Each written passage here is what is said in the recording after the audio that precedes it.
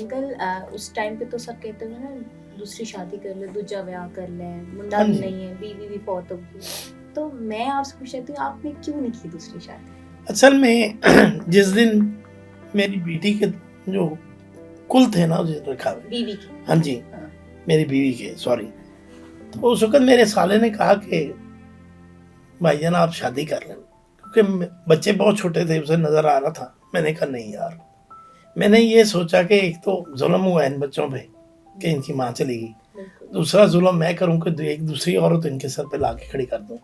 तो ये अपनी बात है कि सगी माँ सगी होती है, हाँ, कोई कितना भी जो सुतेली माँ सुतेली ही होती है। हाँ बिल्कुल, इसलिए आज से ना, और दूसरा था कि मैं उसकी जगह किसी को तसव्वुर नहीं कर सकता था कि यहाँ वो खड़ी होती थी, यहाँ वो दूसरी आगे खड़ी हो, तो मैंने कहा नहीं यार, मैंने नहीं करना।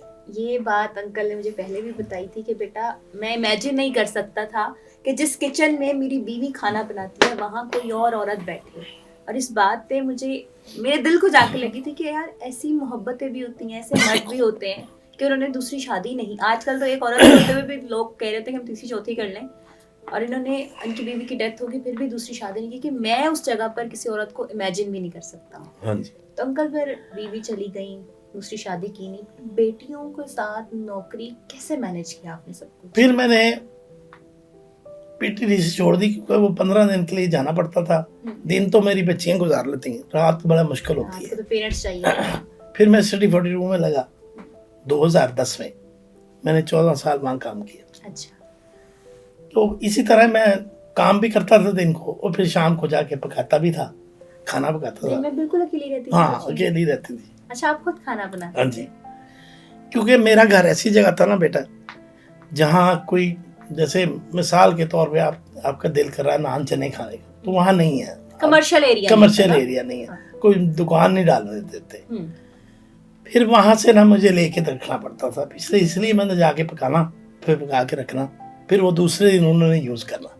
बच्चियां रोती भी होंगी, हाँ, मेंटली ट्रॉमा से भी गुजरी होंगी, और आप भी दिन में नहीं होते थे, तो कैसे आपने सब कुछ मैनेज किया? बस ये अल्लाह ही है जो बच्चियों को भी खाना खिलाना। तो अब माशाल्लाह अंकल की 3 बेटियां हैं जो बहुत अच्छे मुकाम पर है, और मैं खुद चाहूंगी कि अंकल अपने मुंह से बताएं। तो इसी तरह फिर वो पढ़ती रही, फिर मैंने कोशिश की कि किसी अच्छे स्कूल में, लेकिन मेरी इतनी पहुंच नहीं थी, क्योंकि इतना पैसे नहीं थे। फिर मैंने government college, Islamia college government से ना उनको पढ़ाया। वहाँ से उसने सेकेंड ईयर किया मेरी बड़ी बेटी ने, और पंजाब में फर्स्ट आई। माशाल्लाह, आपकी मेहनत का वो ना एक आपको फल मिला बेटी की सूरत में। फिर किसी ने बताया कि आपका ना एयरफोर्स में जॉब निकली है। मैंने कहा यार मेरे कहाँ औकात है एयरफोर्स में जाने की। कहता नहीं आप ट्राई तो कराएं अपनी बेटी को। मैं इंटरव्यू देने गया ही सदर में, जो एयरफोर्स का ऑफिस है, वहाँ मैंने उसे इंटरव्यू दिया। सारा मैं सड़क पे खड़ा रहा, वो इंटरव्यू उसने दिया। वहाँ वो आखिरी MCQs में ना वो रह गई बेटी मेरी। अच्छा, रह गई। बाहर आई ना जब, आके रोने लग गई।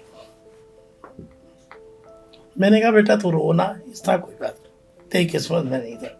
वो मेजर था कुछ सख्त सा बड़ा। उसने कहा नहीं आप जाएं, अगले साल आए तैयारी करके। अच्छा। वो था कि कंप्यूटर पे ना चलते था ऐसे, कंप्यूटर उस पर सवाल हाँ या ना में देने होते थे। वो सवाल हाँ ना में देती रही। आखिरी जो MCQ था ना वो गुजर गया, उसके जवाब स्क्रॉल हो गया। उसने कहा वापस ले। मेजर साहब ने कहा कि नहीं आप वापस आए।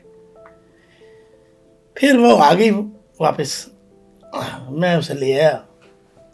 मेरा उस वक्त अल्लाह जन्नत नसीब करे सुपरवाइजर था परवेज साहब, उन्होंने मेरा बड़ा साथ दिया। मेरी जुमे की छुट्टी होती थी तो कहते जाएं शाहजी आप बेटी को लेके जाएं। मैं सिटी 42 से फिर गया घर, वहाँ से मोटरसाइकिल पे अपनी बेटी को लेके गया वहाँ पे एयरफोर्स के दफ्तर।